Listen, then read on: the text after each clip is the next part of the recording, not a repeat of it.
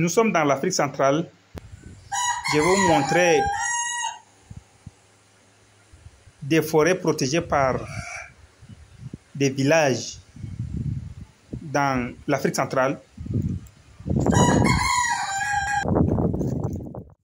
Vous savez, la lutte contre la désertification, la déforestation, les scientifiques, les environnementalistes ont essayé par tous les moyens de lutter contre la déforestation. Mais il y avait des peuples de l'Afrique centrale, peuples africains, qui connaissent mieux comment faire. Et si vous voyez, là où je me retrouve ici actuellement, cette forêt, ça s'appelle la forêt sacrée. Et ce peuple qui a réservé cette forêt, qui est la forêt sacrée, a joué vraiment des rôles contre la déforestation, contre la disparition de certaines espèces végétales, voire même la protection de certaines espèces animales. Et dans cette forêt, vous allez voir, c'est la forêt originale. Les arbres d'ici, vous allez voir que c'est des arbres originaux, c'est-à-dire toutes les qualités, toutes les espèces des arbres qui ont été, il y a de cela fort longtemps, se retrouvent actuellement dans cette forêt-là. Actuellement, vous allez tout voir. Alors, ça montre que le peuple africain, c'est un peuple bien organisé. Vous voyez ça? Vous voyez? Je peux vous montrer encore. Donc, moi, je ne peux pas trop faire de commentaires, mais je vais vous faire visiter cette forêt. Allez, suivez. Voilà, dans cette zone de l'Afrique centrale, nous avons des forêts délimitées par des villageois, protégées par la tradition et qui entrent normalement dans l'objectif universel de la protection de l'environnement, où nous verrons toutes les espèces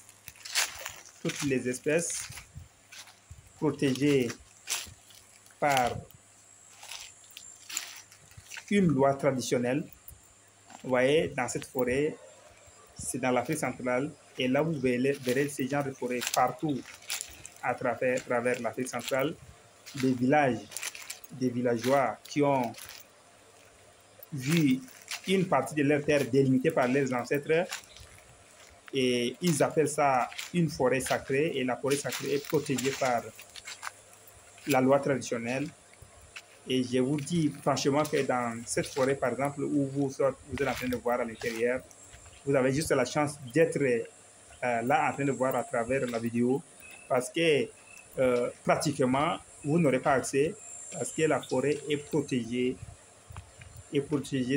systématiquement par la loi traditionnelle. Et c'est rare de voir passer ici, vous voyez, des sentiers qui permettent aux gens de circuler, mais ce n'est pas à n'importe quel moment. À un certain moment, ces sentiers sont infranchissables. Vous n'allez pas passer à travers la forêt. Et là, je suppose même d'abord que vous êtes un autochtone, vous êtes de la localité. Là, vous aurez des possibilités de traverser cette forêt à un certain moment, mais à un autre moment où il y aura des rites ou des initiations, alors là, c'est strictement interdit c'est-à-dire c'est strictement interdit de s'approcher à 10 mètres de cette forêt. Donc, voilà des initiatives traditionnelles qui entrent normalement dans les équipes même de l'UNESCO pour la protection de l'environnement. Et là, ici, cette forêt, j'ai eu juste la chance parce que j'ai l'autorisation d'avoir accès. Et c'est à un moment où nous n'avons pas des rituels initiatiques, et j'ai juste la chance de franchir cette forêt. Mais si c'est à un moment où il y avait ces genres de rituels initiatiques, je n'aurais même pas accès à cette forêt. Je ne peux même pas me rapprocher de 10 mètres de cette forêt. Parce que là, je vous dis d'abord que si c'est au moment où il y avait des initiations, si vous faites votre entrée, vous n'êtes pas de la localité, vous n'êtes pas un homme et que vous entrez dans cette forêt, vous allez amèrement le regretter. Vous allez amèrement le regretter. Là, je vous le dis encore. C'est très dangereux. Mais Dieu merci, nous sommes arrivés à un moment où tout est passé déjà et les autorités traditionnelles nous ont permis d'entrer dans cette forêt, de voir les arbres nécessaires, c'est-à-dire des arbres originaux, des arbres qui sont dans la nature originale. On a tout vu ça. Voilà, je vous montre ici, voilà la terre naturelle. Ces arbres, tout ça, c'est des arbres qui existent depuis que le temps a commencé.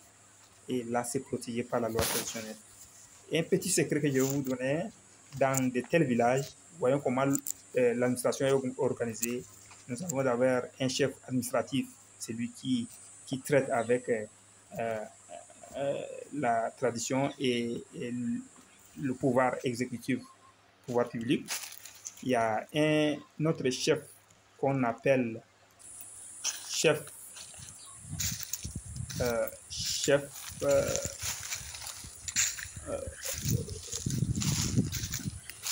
traditionnel. Lui, le chef traditionnel gère le pouvoir traditionnel et c'est lui qui a cette lourde tâche de protéger cette forêt sacrée. Et là, ces phrases ne sont jamais contredites. Tout ce qu'il dit, tu vas l'accepter. Voilà, c'est ça. Je vous montre cette forêt.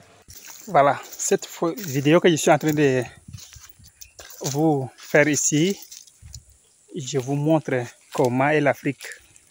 Vous voyez, là, c'est l'environnement original de l'Afrique. Allez, ici, ça c'est l'Afrique tropicale. Donc, vous voyez les arbres, vous voyez comment est la forêt. Partout, c'est comme ça. Et là,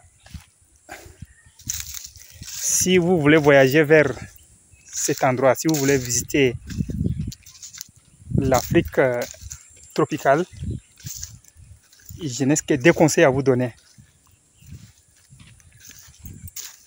Parce que ici, c'est dans la zone où la maladie paludisme sévit. Et la maladie paludisme, c'est provoqué par les piqûres de moustiques. Donc, avant de venir, il faut tout apprêter, il faut préparer soigneusement ces moustiquaires. Il faut tout prévenir des choses contre les moustiques, les anti-moustiques, afin que votre séjour dans l'Afrique tropicale ne vous crée pas un problème.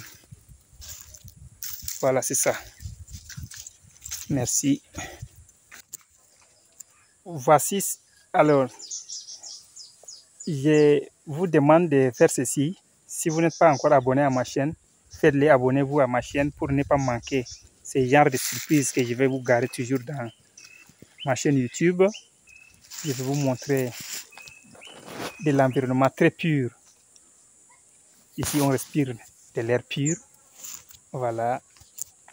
Merci. Abonnez-vous à ma chaîne pour ne rien manquer. C'est ça.